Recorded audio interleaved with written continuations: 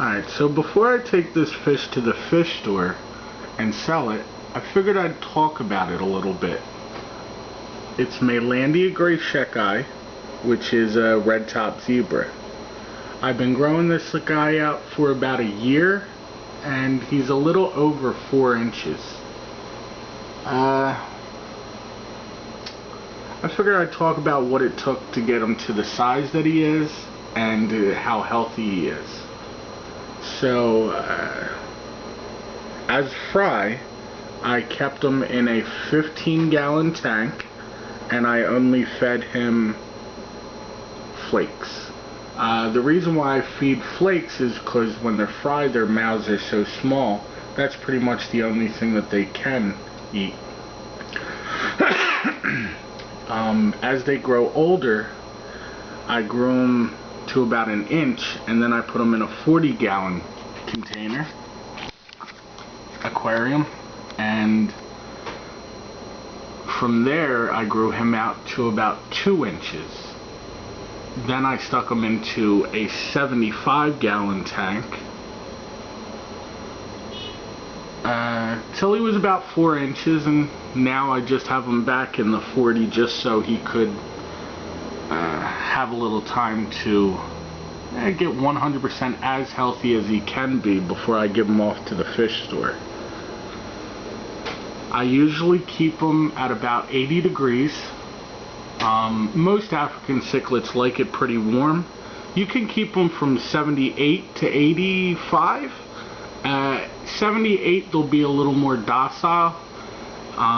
They won't fight as much, but when you push it to 85, they grow faster, they'll breed more, but they'll also be more aggressive, they'll fight more. I don't really like keeping them up at 85 because I think it'll affect them even later on in life. That growth spurt will affect them in a negative way. So I think 80 is the perfect temperature. I keep them with crushed coral instead of cichlid sand, which probably would be better for them because when they're sifting through the sand, sometimes their mouth will get a little cut up on the coral, but that's only when they're younger. As they get older, I think their mouth gets a little more adapted to sifting through the crushed coral, and it becomes fine. I think the lace rock is a good idea to keep with them because it keeps the pH, it helps to keep the pH buffered, which I keep that at around 7.8. It comes out of my tap at about 7.2, and I guess with the crushed coral and the lace rock mixed in, it rises up to 78. So there's that. This is a 2nd generation fish, so I don't really use any meds.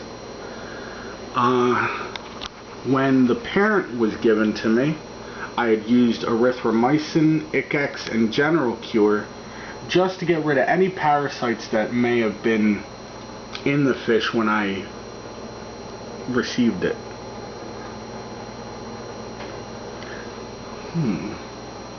As a fry, I would feed 3 times a day to get it healthy and grow quicker. But after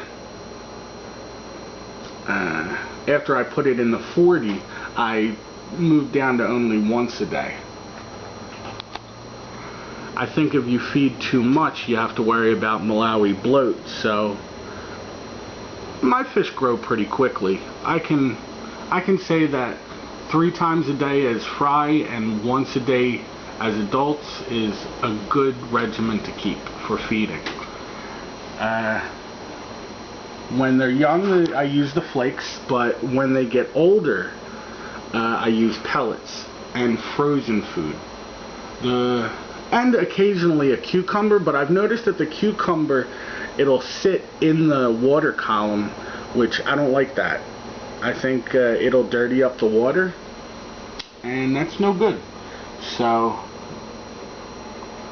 in the 75-gallon tank, I filter out the males and the females into two different sections, because if there's too many males in the tank, I think the aggression is way higher than if you only have one or two males.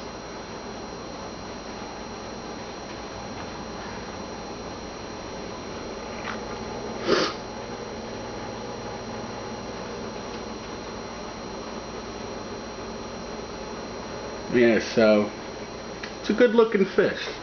I think the reason why I keep these red top zebras is because when I originally got into the fish keeping, I thought that the only colored fish that you could get were, for freshwater, were plain and bland except for betas.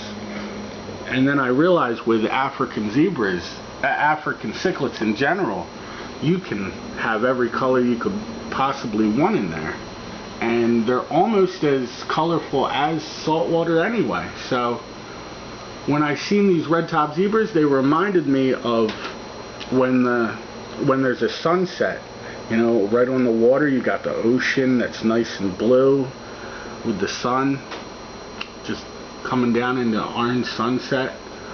Really good looking fish. And so I wouldn't have even been keeping fish if it wasn't for a buddy of mine, Alberto. One of the first fish tanks that I received was a 75-gallon that he hooked me up with for free. He hooked me up with it. Of course, I had to spend some money on coral and rocks and, you know, the filter, things like that. But yeah, it was great. Hooked me up. And a lot of the knowledge that I got was from Alberto as well. The only other person that I can really say I got a lot of information from firsthand was Jack at Fish Factory. Yeah, the place where I buy fish from. He's very knowledgeable, cool dude. And Corey from Aquarium Co-op, I got a lot of information on the nitrogen cycle. He's got tons of videos up there explaining it, and how to keep fish. It's one of those things where you never really stop learning. There's so much to know. But yeah, hopefully you like the fish. Let me know what you think.